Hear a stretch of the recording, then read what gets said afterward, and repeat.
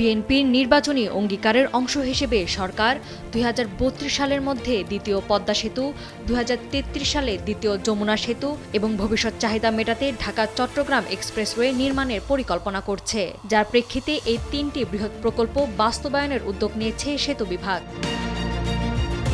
সেতু বিভাগ নতুন পদ্মা সেতুটি পাটুরিয়া দৌলতদিয়া এলাকায় নির্মাণের বিষয়টি বিবেচনা করছে। আর নতুন যমুনা সেতু বগুড়া জামালপুর করিডোর, গাইবান্ধার বালাসীঘাট থেকে জামালপুরের দেওয়ানগঞ্জ ঘাট বা অন্য কোনো উপযুক্ত রুটে নির্মাণ করা হতে পারে। স্থান চূড়ান্ত হওয়ার পর ব্যয় নির্ধারিত হলে জানা যাবে সেতুটি কি সম্পূর্ণ সরকারের তহবিলে নির্মিত হবে নাকি বিদেশি অর্থায়নে।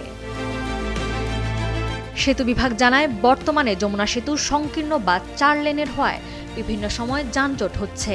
এই যানজট নিরসনে যমুনা নদীর উপর বিকল্প আরেকটি সেতু নির্মাণ করা প্রয়োজন বলে মনে করছে সেতু বিভাগ। এবং সংশ্লিষ্ট কর্মকর্তারা আরও জানায়, ঢাকা-চট্টগ্রাম রুটে প্রতিদিন ৩,০০০-এর বেশি যানবাহন চলাচল করে এবং যানবাহনের চাপ ক্রমাগত বাড়ছে। ভবিষ্যৎ চাহিদা পূরণে এক্সপ্রেসওয়েটিকে অত্যন্ত জরুরি হিসেবে উল্লেখ করা হয়েছে। ২০২৬-২৭ অর্থ বছরের জন্য ৫টি খাতকে অগ্রাধিকার দেওয়ার কথা তুলে ধরেছে সেতু বিভাগ, যার মধ্যে রয়েছে বৃহৎ সেতু, টানেল এবং অন্যান্য অবকাঠামো নির্মাণ ও সম্প্রসারণ। সেতু বিভাগ জানায়, দ্বিতীয় পদ্মা ও যমুনা সেতুর মতো মেগা প্রকল্পগুলো বাস্তবায়িত হলে দক্ষিণ ও উত্তরাঞ্চলের সঙ্গে রাজধানীর সংযোগ আরও নিরবিচ্ছিন্ন হবে।